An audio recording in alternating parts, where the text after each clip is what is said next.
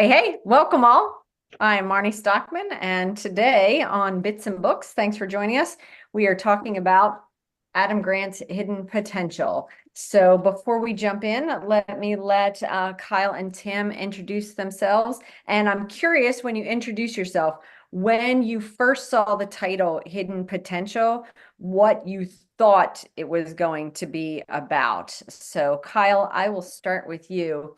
Hidden potential, what did you think it was going to be about? Uh, my name is Kyle Spooner. I am a board member and vice president of MSP Geek. I'm also the director of operations of an MSP.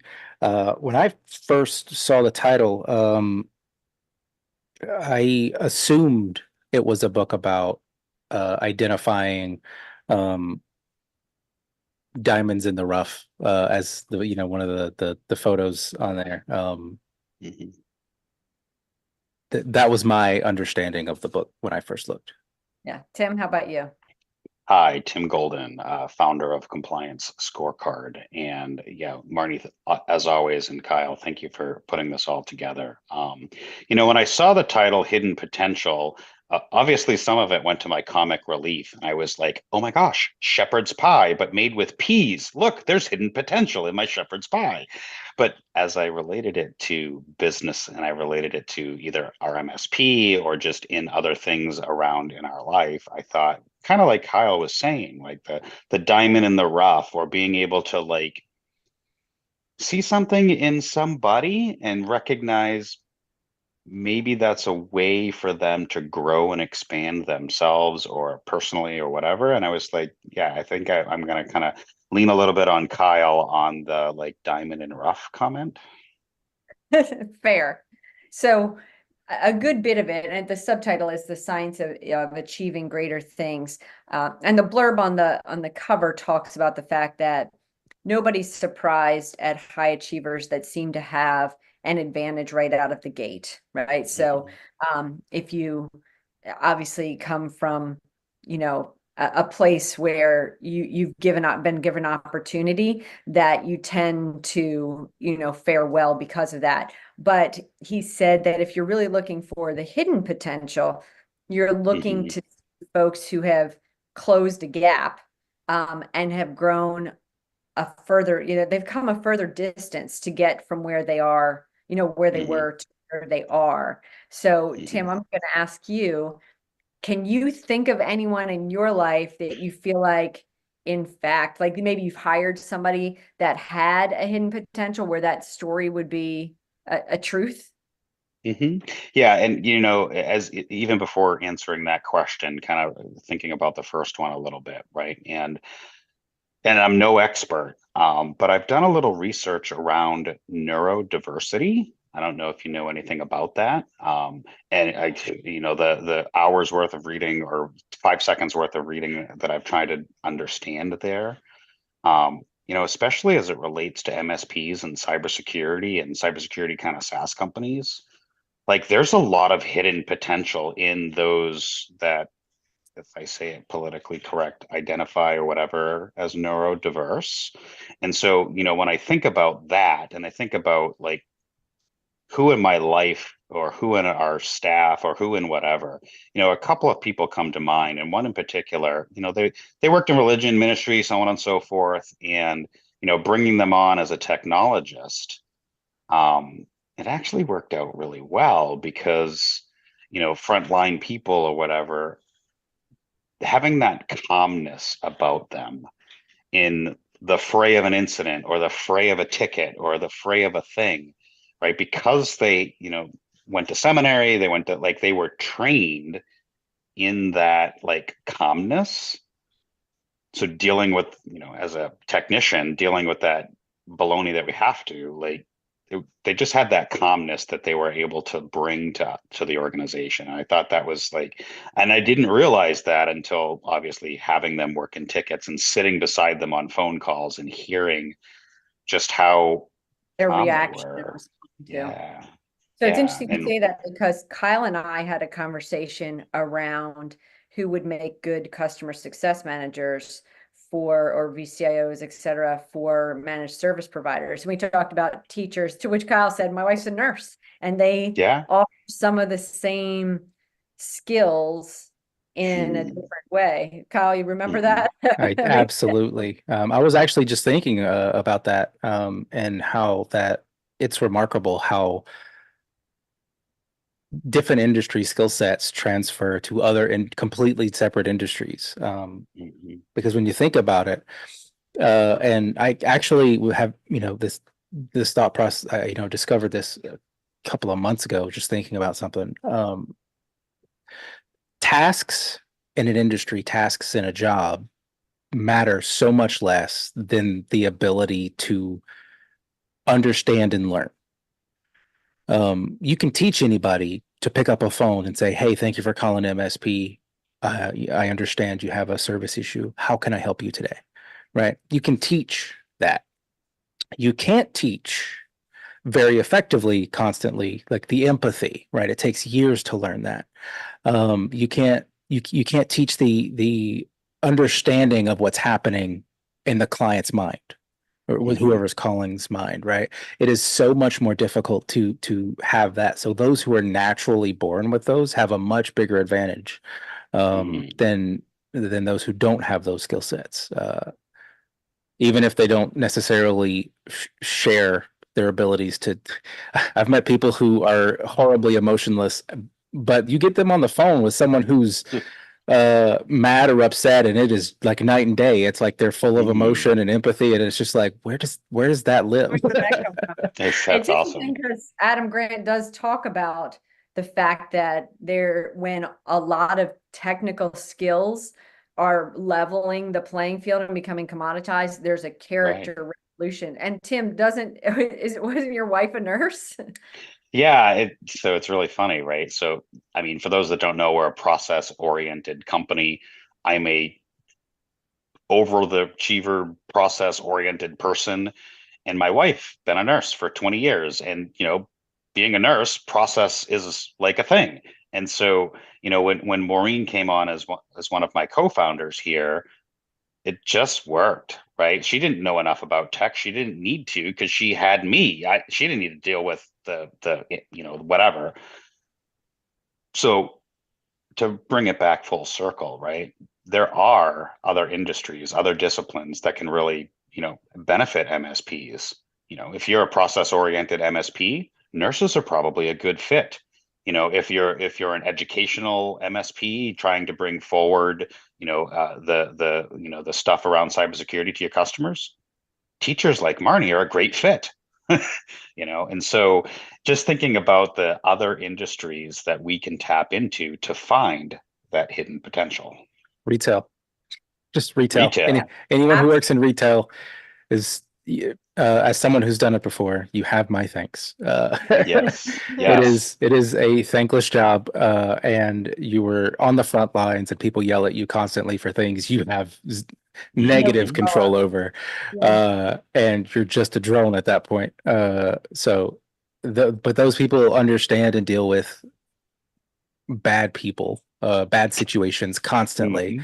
And that will absolutely make a diamond out of carbon, according to So it's funny. One morning, so there were two of us who were directors of customer success in a huge company, and we were having breakfast at Miss Shirley's, and the waiter was simply over the top amazing, where we gave him our business card and said, "I don't know what you're thinking you want to do for the rest of your life, but if you have any interest in customer success, we would love to chat with you because you have the right mindset of wanting to help others, of wanting to, like find out." It was all about, and Jim, we chatted with your team about this, like, how do you make it about your clients, not about you? This waiter understood, like the guy that I was working with, he's one of those that takes an hour and a half to ask every question about everything on the menu. And the guy got him and was like, "You know what, sir? I think you would love to hear about this." And it was just really impressive. So I do think that's how you can find some of those diamonds. Jim, welcome to the party. Hey, thanks for inviting me. I've been trying to get on here for months. So, I love reading and seems like a cool group. So thanks. Excellent. Do you want to introduce yourself so anybody listening will know Yeah, about I'm Jim Smith. I'm a Sagittarius. I'm more of a puppy guy than a cat guy. Amen. Awesome. No, so I'm an MSP. I own a company called Proper Sky, and Marnie and I have worked together from Lifecycle Insights. She's been helping us with some coaching and some consulting and stuff. But on LinkedIn, I could see that we're all sort of fellow self-improvers, and so I'm all about connecting and learning. So that's kind of why I'm here today. Yeah, that's awesome. Good to have you. Thanks. Have you read the book Hidden Potential, or here to learn about the book Hidden Potential? So I have it in my audiobook with like 75 other ones. I'm more of an audiobook Yeah. guy. I listen when I drive to Yeah. work. Those And I Amen. have, That's- yeah. we can I be have friends. That's me. So when I get a book for Bits and Books, I have to get the printed copy so that I can write notes along the way, because otherwise I spend my whole time, because I walk and read or walk and listen, but I would constantly, if I'm listening, I'm also knitting at the same time, and then I have to stop, get my phone out, bookmark where I am when I want to talk about something. So I've learned, like, for Bits and Books, I have to read, but I have certainly gotten better about audiobooks. So because we're talking about like the opportunity to hire from outside the industry, and I think talking hiring is super important because it is a struggle for a lot of folks right now. First, I'm a big Ted Lasso fan. Many of you already know that. And Rebecca Welton, at one point, Ted Lasso's trying to saying she can fire him because they didn't have a great season. And she said, "Do you think because you're not a proper coach, you aren't a good fit here?" Because he didn't know anything about London football, which is soccer. He had been an American football coach. And she said, there's a saying that every disadvantage has its advantage. And so coming from another industry sometimes gives you another perspective. Right before we started Lifecycle Insights, I've been in the world of education, not in the MSP space. And as I say on lots of podcasts, I thought that stood for Maryland State Police. So, I've learned a lot of things in a short period of time. So I think that all goes to like finding that hidden potential. You can look outside where you think the expected skill will become, because the soft skills, to Kyle's point, is a little harder to teach. Not that they can't be taught, for the record, right? I'm going to hold this up. It's on page 138 of the book. There is a graph on teaching versus coaching. For those listening as they drive their car, I'm going to read what it says so you don't have to squint at your phone. So in the teaching column, if you are a teacher, it is all about building competence, finding out about a subject by teaching it to others.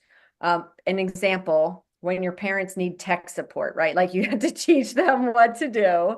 And then we will learn this, is sort of the attitude if you are a teacher of a skill, versus a coach of the skill is more about building confidence, finding your own motivation by motivating others.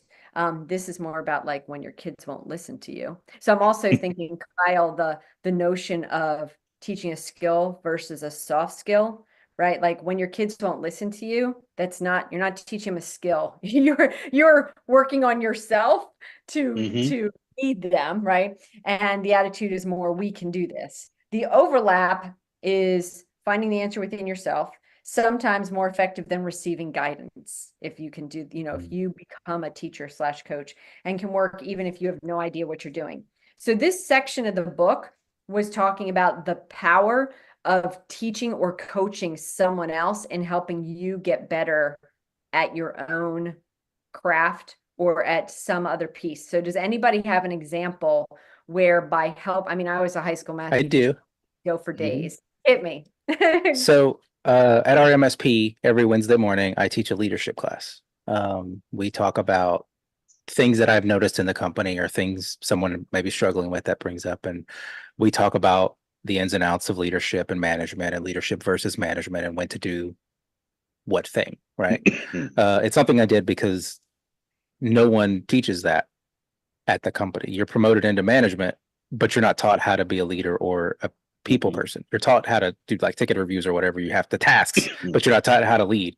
So I wanted to make sure that we're trying to cover that base so that we're not setting our people up for failure. Great.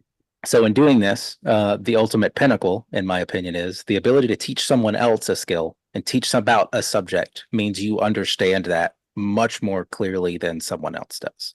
And the Mhm. ability to teach it effectively. And that in a teaching is a skill in and of itself, right? How many of us have had, you go back to your reference of teaching your parents technology, right? How many times have you had to iterate and reiterate what you've said to them, even though you've said the same thing? You have to Mhm. find different ways to say it so that it clicks better. You have to reword it so it makes better sense, or completely delete that section so they can't access it because they don't understand it. This Uh, will get them in trouble. We're gonna turn that one Exactly. off. yeah, Or take the That's password awesome. off their Wi-Fi. exactly. Pretty much. Or just double security. But it's stuff, that's the pinnacle. And I taught this class for a year, and at the end of the year, I was like, "We've done this for a year. I hope everyone, if the feedback I've gotten about it is great. But now I want you to pick a topic, and I want you to teach the class on it." And that's been going very well. We've had people teaching how to do customer service and how to talk to someone during a crisis situation, even though it may not really Nice. be a crisis. Um, Mhm. we've had talks about just so many different things, and it's been really helpful. And I think that if you can teach someone, you have a deeper understanding of that subject. Well, you have to organize your own thinking You do. in order to be able to explain it to someone else. And same thing, a lot of people say, even if you don't want to write a book, you should write a book about whatever your big idea is, because the act of putting it in order, organizing it, and really understanding the patterns in that topic is super powerful. I also think, well, it's interesting. You said you can teach folks teaching, how to teach, but there are also some folks will find they're natural at that. So my dad was an engineer at Black and Decker, and my mom was a middle school math teacher who had not taken calc along the way. And when I was in high school in calculus, I was sitting across the table from my mom, and my dad's version of teaching was to say it louder. I would say, "Dad, I'm done, not like, stop that." And so I would say to mom, who doesn't even understand my question, I would say, "Okay, mom, I'm learning how to do this," right? And I would have to explain to her my question. Now, dad's listening to me explain it to her. And I would say, "Now I need you to get dad to To explain understand it. to you, and then you're going Mhm. to explain it back to me." Now, some of that was I was taking out the parent-child dynamic, so he wasn't going to yell at Mhm. mom for sure. But in having to teach mom my question, I got myself some clarity around it. I certainly explained it better in a way that dad understood my problem better. And then as he Mhm. explained it to mom, I would get one level of it. And then as she reworded it, it was really pretty fascinating. But I Mm. think like mom definitely had some hidden potential as a the high school. That's interesting because, Right. so there's a prominent methodology in development and programming. It's called the rubber duck method. It's Mhm. where you have an inanimate object on your desk, usually in the case of rubber duck, and you explain what you're doing to that duck. Mhm. Yeah. And in explaining it, you solve the problem that you can't Mhm. fix Clarity because of thought. you start organizing it, and having to explain the issue to someone else, Mhm. has the side effect of making yourself feel dumb because you've just solved the problem. But I have several Exactly. people that I call my rubber duck that I go into. I don't need you to answer Mhm. anything. I just need you to sit here and Yep. listen. Maybe ask some Mhm. probing questions. My Maureen does that a lot with me because verbal processor. I need to talk things through, whatever. Um, she has a phrase that I love to use around this subject, and it's see one, do one, teach one. Mm. Right? So you see how it's done, you learn how it's done, and then you teach how it's done. And in that whole coaching and teaching part here, I like how the book kind of separates the teaching from the coaching, right? Yeah. And so when I think of teaching, I'm like, oh, like math, right? Marnie, I'm probably gonna get it wrong. Like Communicating step. one Yeah. plus one equals two, Yeah. as opposed to the coaching of why does 1 + 1 = 2, And why do you care? Which is and why. often the first step to getting them Jim, is that bringing up anything for you? Yeah, so I was a teacher in the Peace Corps for 2 years, and I Wow. taught kids in Tongan, so it wasn't their native language. And in many ways, it was the most rewarding experience of my life. To this day, I still get questions from the kids that are in my classes. They've all moved on like different networking. They run the telecom system and stuff like that, so it's very cool. But I think with teaching, there's two things I've definitely learned or experience that I think were gifts. The first one is absolute recognition that somebody doesn't understand what you're saying. I think when you're in front of a group of 30 kids and you're saying something, you see 20 of them get it, but 10 of them don't. You really learn to clarify and slow down your message and then grab the others to help them, you know. I think that's good. And then I think the other thing is, to your point, it really forces you to think abstractly about complicated concepts and explain them in a way that's simple, that reaches verbal listeners, audio listeners, and sort of mental listeners, which is good. I think one of the challenges I have on the flip side of that is I'm used to teaching. So talking at people is really easy, comes naturally as a manager, right? Yeah. So, but I think, and this is sort of my most recent journey. This is why I like Adam Grant, because I think he's an excellent people person, is what does coaching look like? How do I get them to get the answer without giving them the answer? Right. Yeah. And that's a totally different Mhm. skill in a way. Right. So it's interesting because Kyle brought up one thing, which is you're often promoted to management without those people skills, right? So, and Adam Grant speaks to, it's called the Peter principle, right? You're sort of promoted to your level of incompetency. But a part of, and it's on page 175 for those, playing along at home that might want to check this out.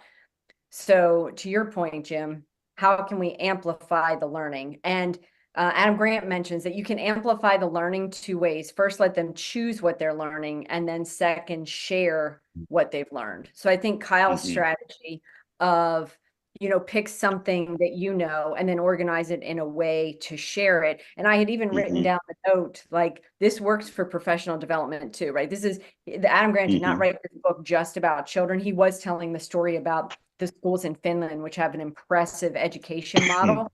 But this works for grown up and all people. Mhm. If they want to learn it, they bring the passion to it. But to be able to share it, Yes. it's interesting because from just a marketing perspective, I read the book 1 Million Followers by Brendan Kane. And his whole piece was find something interesting to do and share it, right? And Adam Grant's talked about the same thing. Like if you want to become an influencer, if you want to level up and educate, find something interesting to do, share it with the world, because you're then learning more, you're then Mhm. able to educate more, which I think is what kind of Jim was mentioning. So as we're looking at hidden potential on page 205, I got another chart I want to show because this one, my son is living amidst this one, right? We laugh about this one because he was looking at job descriptions the other day. Okay, so I know you can't see it, but this is amount of experience you need for like having a baby, having a dog, driving a car, etc., versus getting an entry-level job, right? Like all of Oh my the gosh. My I favorites, know.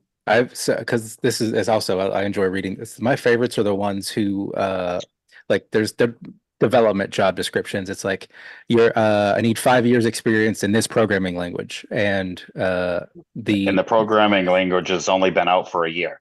the person who wrote it doesn't even have the experience that they're looking for because it doesn't exist. It hasn't existed for that long. And it's just so interesting, the disconnect between what someone thinks they should look for and what they actually need.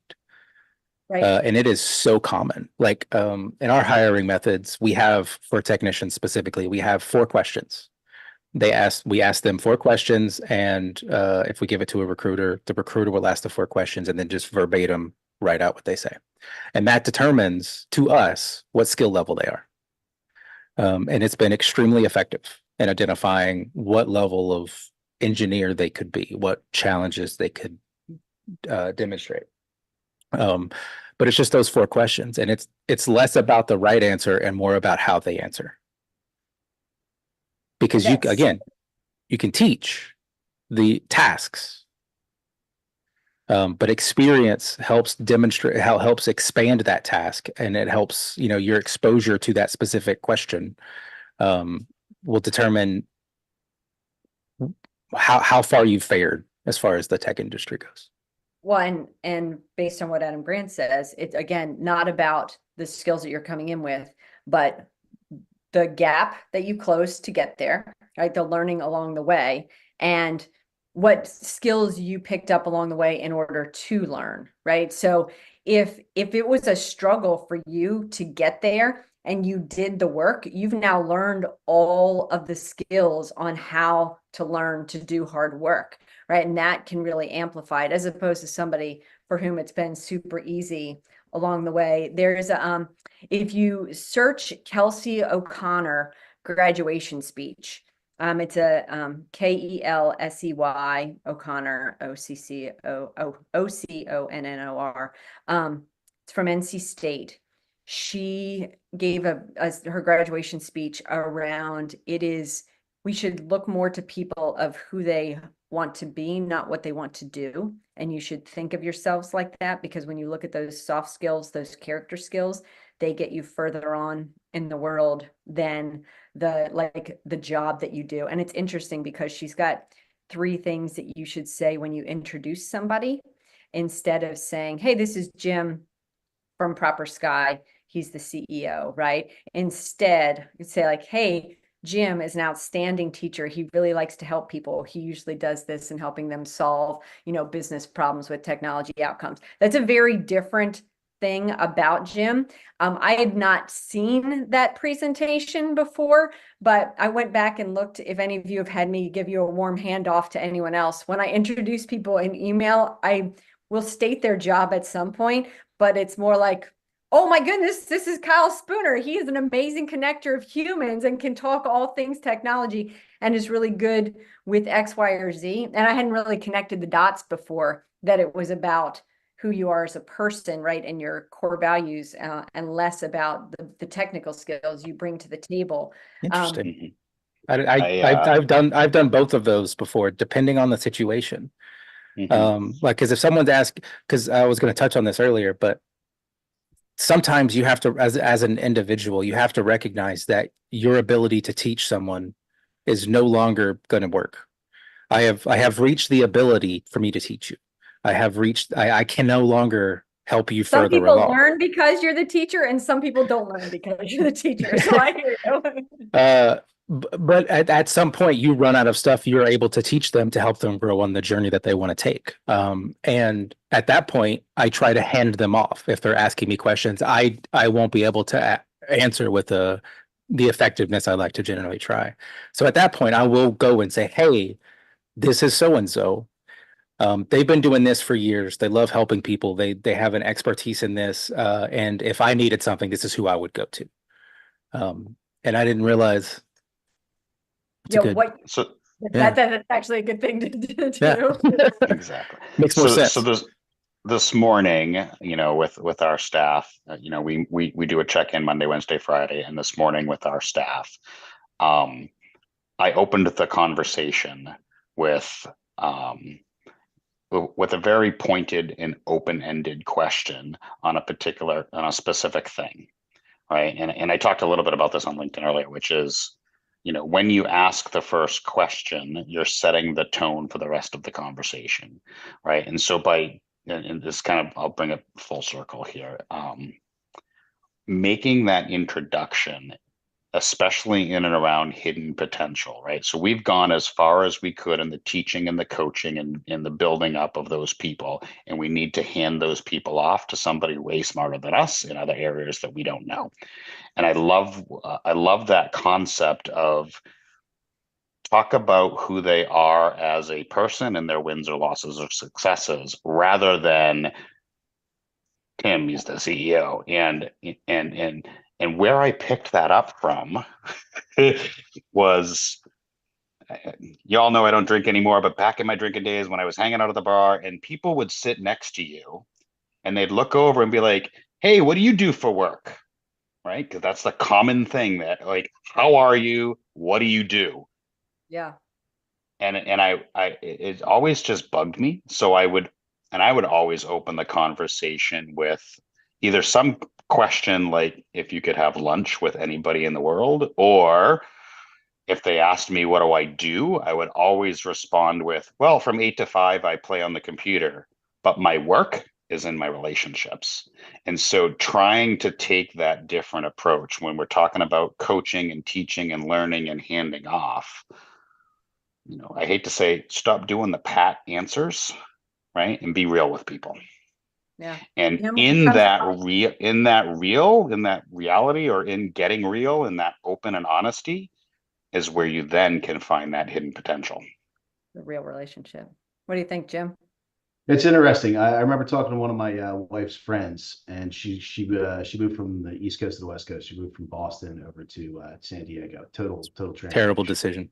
Terrible, exactly. Yeah, weather was awful. Sun was too hot. Yeah, also, was West great. Coast time zone. Terrible.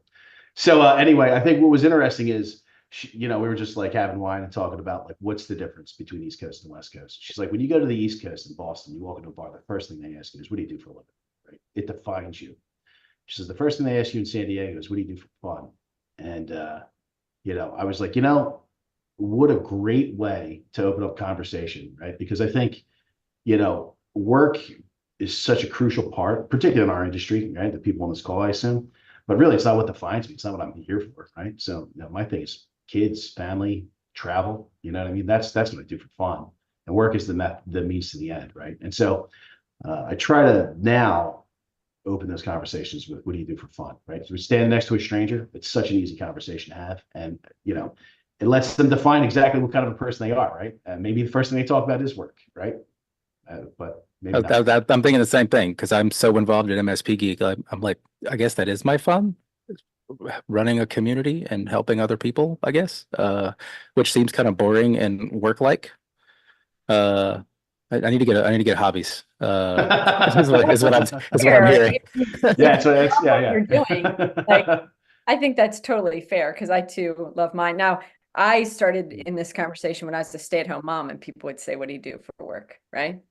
So think on that one, folks. So like, oh yeah, okay. And that also might just be a culture thing because, right, in media nowadays, just growing up and just life, it always talks about all the TV shows and stuff. It's all about the work. It's not about the fun, right? Mad Men's a great example. It's about an advertising agency, and it's nothing. There's nothing that they do for fun. It's just about the office and the situations in the office and High Rise. And they ask, what do you do for work? And they have conversations about the office and the TV show The Office. It's about the office and selling paper. They just have goofy events during that timeline. And I think that might be the reasoning why is just growing up on that. It's an easy conversation starter is to ask what someone does for work. But I think the asking what someone does for fun, first, it does a few things. It eliminates a lot of assumptions, which is where people get into dangerous modes. So when I was a teacher, actually assistant principal, I'd taken courses around courageous conversation around race. And they were talking about like, don't make assumptions. So I had 3 boys in my office one day, and I said, so what do you like to do for fun? So Jim, I'm glad you reminded me of this. And they said, well, we don't play basketball. And I said, did you think I thought you played basketball because you're Black? And they said, yeah, a lot of people do. And I said, well, I'm not a lot of people. They said, we can see that. That's why we're here hanging out in your office, right? And we had a great conversation. One's like, well, I'm fast. I like to do this. The other one said, I play baseball. And the other one said, well, in fact, I do like to play basketball, but I also like this, right? So we had this whole conversation. The bell rang. We stepped out in the hallway. Another staff member came out, said, hey, guys, going to shoot hoops after school? And their heads fell, because assumptions had been made. And the reason they said they didn't appreciate assumptions being made is because if you're assuming that about me, what else are you assuming about me? Yeah. Right. And so I think that the whole there are a lot of reasons that what do you do for fun gets to like, I want to know about the whole you, which is, I think, very much what everybody wants to their employees. We spend more time most of the time with our employees than we do with you know, the people that live in our So home. So bringing the if I, whole community to the table is important. Go ahead. if I could like, not to bring it back to the book, but to bring it back, like, I was about to Oh, say, I think that's a we good probably idea. should.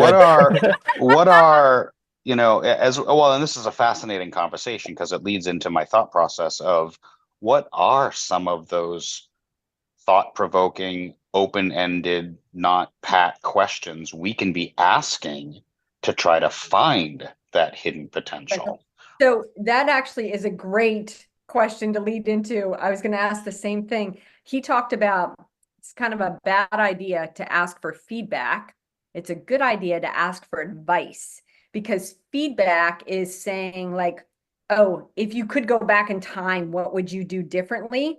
Instead of advice being like, we're going to learn from where we are. And so I wonder, as an interview question, if you said, what advice would you give yourself about a mistake you made Mhm.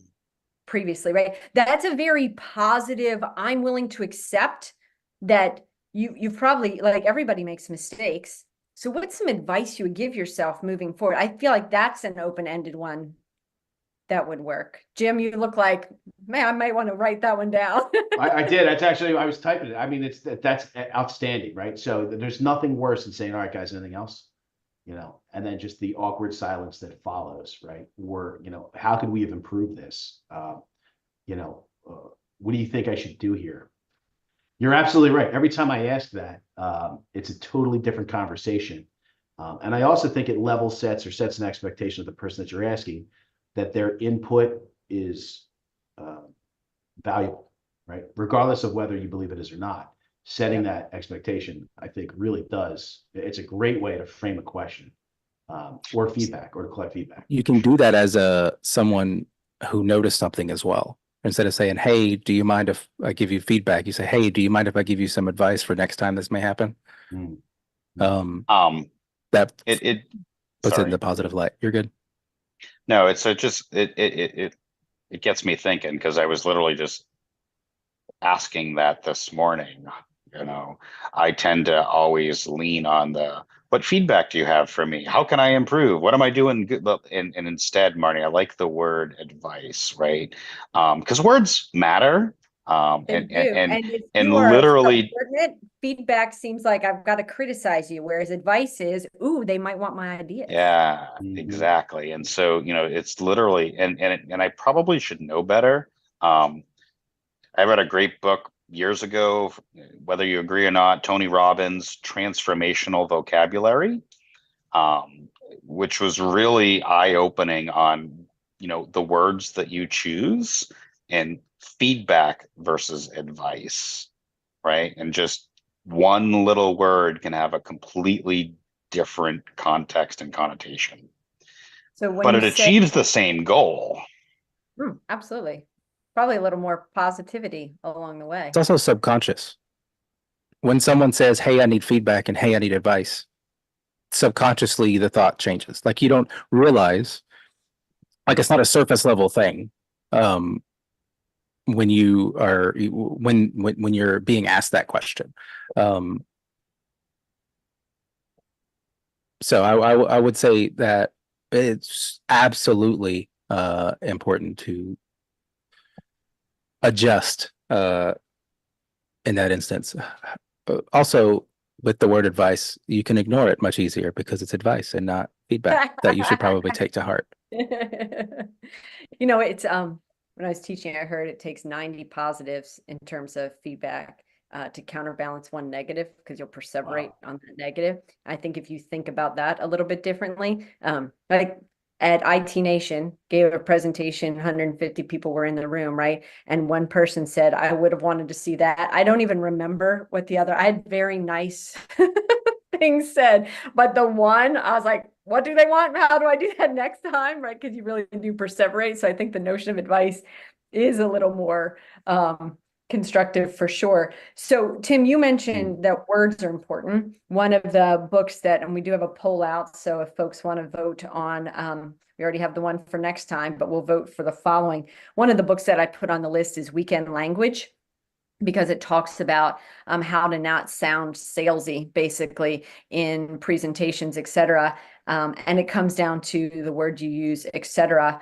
And one of the things that I think Adam Grant did well in the book, and Tim, you and I were talking about this earlier, is he really uses stories to help you understand his messages, right? So not just words matter, but the stories you tell around it. So I'm curious, this will be the last kind of big conversation we have, and then we'll answer a few little ones. When and where have you found storytelling to be effective in helping either teach something or explain something or communicate something?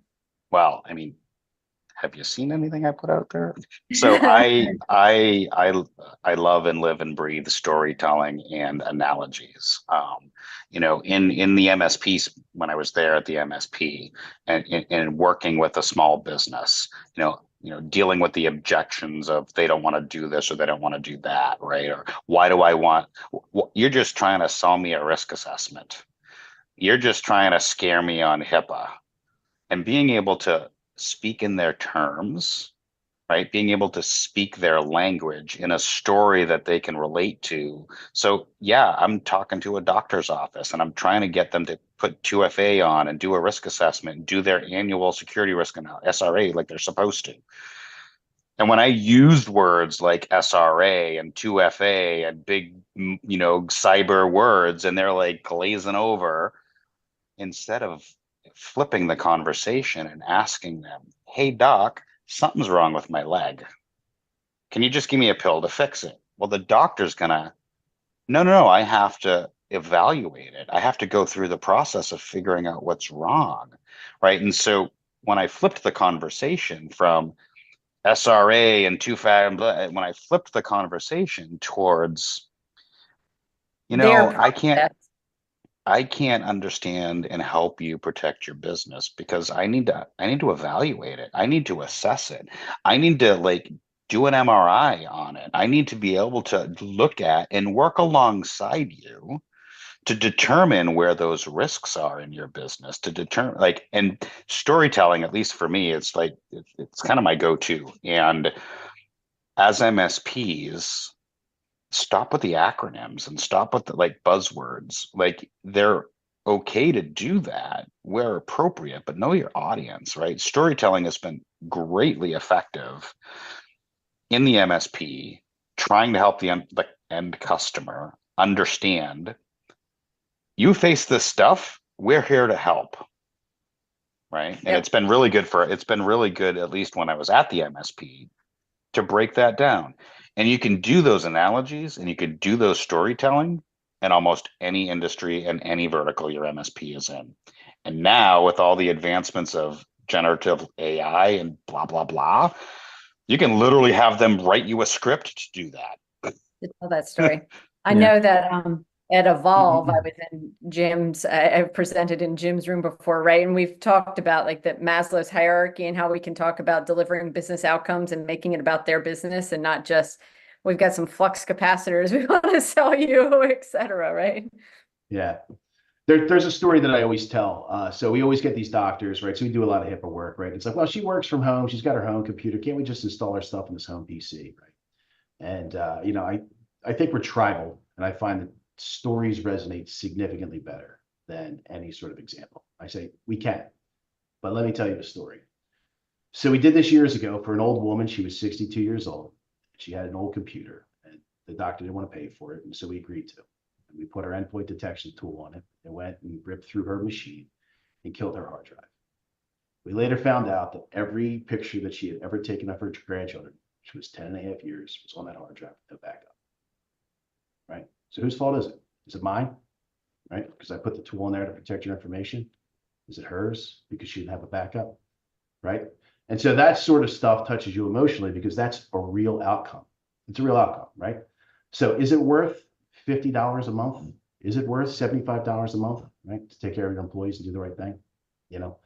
I don't want to be in that situation ever again. And I certainly never want to make that phone call, right? And so I think when you can sort of connect the human piece to technology, right, particularly through storytelling, I think you're much more effective at delivering the value of your message, right? And I think this is one of the things I really appreciate about you, Marnie. I think you do an excellent job at sort of like reiterating the value of what we do in a way that touches executives where it matters, not necessarily through the dots, and the bits, right? I think it also is useful in demonstrating understanding. One of the topics we've talked about in our leadership trainings was building a culture of risk allowance. If you were to grow as a person, you're going to have to make mistakes, right? That is the quickest way to get a deeper understanding of what happened, what went wrong, and how to not do that again and to be better. Right? You learn more from failure than you do success, right? You can learn a million ways on how not to do it, but if you find the one way to do it right, you still have a ton of ways you can still do it wrong. But in doing that, I like to I give two stories that happened to me personally in my career. The first one is I deleted a client's critical terminal server. It was overwritten by the NetApp LUN when I connected it from one VMware host to another. There was no dialogue pop up. I didn't know I had to do it a specific certain way. The only way I knew how to do it, I did it. And I booted up the server. It ran great. And then I restarted it for some reason, and then it blue screen when it came back up, and then it eventually didn't exist as it was overriding slowly. Took me 12 hours to rebuild it. And that humanizes you because it says that you've made mistakes. But in demonstrating that, I talk about the results of that. The client was obviously upset. I understand. I have no issues with that. But the CEO came and yelled at me, yelled at my team lead, and didn't do anything to help solve the problem. He actually tried to sweep it under the rug that it was me who did it. A level 1 engineer who had a client down and was trying to help when everyone else was busy. And then I go to the second scenario where I accidentally flooded our important client, or the VIPs of our clients, our point of contacts, with hundreds of emails all in a period of like 5 minutes when I was working in a workflow and manage. As soon as I seen what happened, I recognized it, stopped it, put it in place, told the team leads what happened, the team leaders what happened, and then I went and told the president of the company and said, "Hey, look, this is the situation. It's been rectified." And he looked at me and he said, "Are you going to do it again?" I said, "No." He's like, "Did you learn anything?" I'm like, "Yeah." Test a little bit more, make sure that what I'm doing, verify the logic I'm using. He's like, "All right, appreciate it." And that was it. It was those two things. And that was it. That was the difference situation. People make mistakes, but as leaders and as teachers and as coaches, it's how you handle the people making those mistakes that become critical and how they grow. I grew more from the second scenario than the first one, because the first one just put fear into me. Yeah. And I was scared to do anything that had any risk. The second one, I took risk, but I evaluated and tested and was more careful, but I still took risks. Yeah. And that is the ultimate thing that I think storytelling helps evaluate and demonstrate, is that you are also human. You also can make mistakes or have similar situations that happens, and connect them emotionally to you as you're having a conversation. It's a powerful leadership piece too, right? Like this book club is kind of about leadership books, and some folks might say, like in Hidden Potential, I think the hiring piece is an obvious connection on how you're looking for hidden potential. But what you just said about storytelling and the reaction to it gives a lesson around leadership, and not just like, that's a compelling story to get someone to understand how they're reacting to a situation impacts the situation as well. I had we only got a couple minutes left, but there was one line in the book, it's on page 189, again, if you're playing along at home, that talks about, so I think brainstorming with teams is really important. And then in this space, there are a lot of people that are more than happy to say that they are introverts in general. And what the book talked about was there's this new notion of brain writing is better than brainstorming. So brain writing is when you tell folks, okay, at the next meeting, we are going to brainstorm around solutions for our new VCIO process, let's say, just because I know what that acronym means, right? And everyone is to spend 15 minutes brainwriting their ideas down to bring to the brainstorm. Because the extroverts of the crowd, yes, I was the girl in class that like just sat there with my arm up the entire class period. We're on about everything, right? And if the teacher didn't slow me down, how many times have I heard, okay, can someone other than Marnie answer that question, please, right? Like you have to give space to all of the people in the room to recognize some hidden potential. So asking people to take time to do their own personal brainstorming called brain writing prior to brainstorming, I think is really important. In teaching, there was an activity called think, pair, share. So it is where you give someone 2 minutes to think about their response. They then have 2 minutes to pair up with someone else to explain it. Because think about what we said at the beginning of the show. Teaching and coaching. If you can teach and coach your idea to someone else, right? You frame it more carefully, you get some clarity around it, and then share. So the pairs could then share out. It's a good strategy to make sure all the voices in the room are heard. So I'm curious if there are meetings, activities, or other areas in your business where brain writing is better than brainstorming, kind of coming up with it on the fly. And Jim, for sure, we have talked about like, why do you send an agenda 2 weeks in advance and ask people what they would like to see on an agenda? Because you're trying to avoid them, yelling at you about ticket 1837 or whatever. But also it gives the introverts time to really process and think about it. So any places where that would hold true in everyday work? Yeah, so I mean, as you know, all know, I do a weekly peer group, and I needed to learn to shut up and let whatever question or thought or topic sit with people. And I'd be like, so what do you think about blah? And I just taught you in Kushtu and blah. And then silence for like a second, and I had to fill the space. So what I personally did was I have a sticky note right on my monitor that says, stop talking, and the number 10. Yeah. Because I say Don't call it the something. awkward 9 count. So I'm glad to hear you've got 10. And I literally had to do that to force myself into that habit to allow, as you said, Marnie, space for that to happen. I still don't do it well, but I'm getting better. So I had to actually do something for me personally to like stop and wait and put that visual cue. It's literally right there before I start my group or my whatever. And it's actually started to work because people actually start to respond when I give them space. Right. And so and I think the idea of what you were saying, agenda 2 weeks ahead or whatever, that kind of stuff, like allow those introverts or allow those people the opportunity to think about it, formulate their thoughts, and then they can come with whatever they want to bring to the table. So I love that. We've got 2 minutes left, so I'll give Kyle and then Jim. Kyle, thoughts on that? Yes.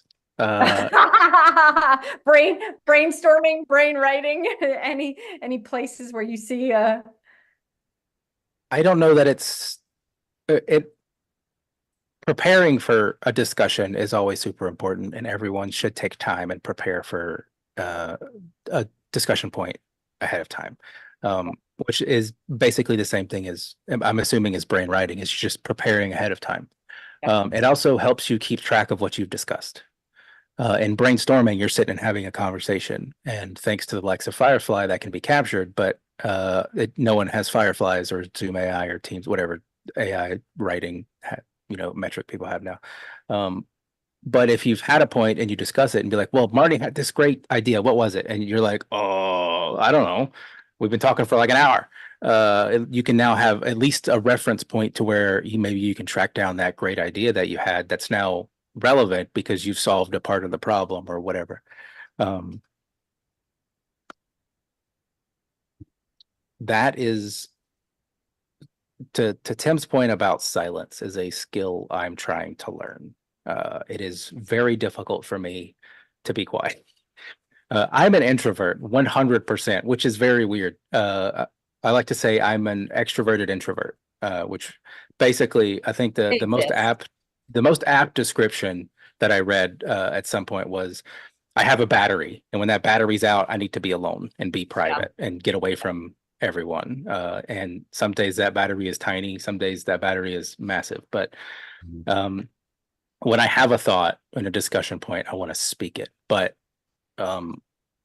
being the last one to talk about a specific situation or discussion holds a lot of value, because even if you are the expert, even if you do have the solution or resolution, or the one who gets to make the decision about the solution or resolution, giving other people a chance to speak and other people a chance to provide that, even if you don't go with their plan or idea or whatever, fills them with value. And it's not a lot of people don't realize, we're humans, right? We feel things. Even the emotionless ones have feelings. They need to understand that what they're providing is useful, even if it's never used, right? I've had conversations with people that I've never ever taken their advice, but I still have conversations with them about it, because they may not, what they're providing may not immediately be good, but I may take that and adapt it. That may be better. And then you learn from them too. Jim, I will let you, just so all voices. I'll be pithy. I'll be pithy. I'm very cognizant of the time. Sorry. I'm like Kyle, jeez. No, so I think one of the things that honestly, just this conversation has been pretty engaging. On our morning calls, we've got 20 people, right? And so, hey, what do you guys think? It's the same 4 dudes. They're always answering, right? And so we've always been asking ourselves, how do we get these guys more engaged? And the answer, I think, is you grab the introvert and you ask them for their advice. What advice do you have for us in this particular topic? Because this is the thing that you probably touch most often, right? And I think that is an excellent takeaway from this call. If I do that, I think I'll be in a good spot. So appreciate it. My only advice with that, as an introvert who's been called on before, at least pick an area where they maybe have experience or a subject, at least the first time. Because if you call on me and ask me what I think about this marketing principle in my advice, I'm going to be like, Google it. Because I don't have the expertise in that area. And any advice I give you does not fit the narrative of current marketing practices. Well, the teacher will say the other strategy is to give an introvert advance warning that you're coming to them. Like, that'll hey, work. Tim, That I want to bring this up, but in 2 minutes, when we get back to this, I'm going to ask you for your advice, and don't expect him to do anything in that 2 minutes, but to get his brain active for it. So that, like, it's just an anxiety reducer. I know we have to go. I'm getting hollered at on the back end, but I'm so glad everybody came. Next time, we are going to read Dare to Lead by Brene Brown. So Dare to Lead by Brene Brown. We'll put it out on social. It'll be the last Friday of the month. So please do all join us. Jim, I'm super glad you came today. Kyle and Tim, always glad to have you. And thanks on the back end. Sorry, I ran over a little. Thanks. This is great. Thanks, guys. Thanks, everyone. Thanks, everyone.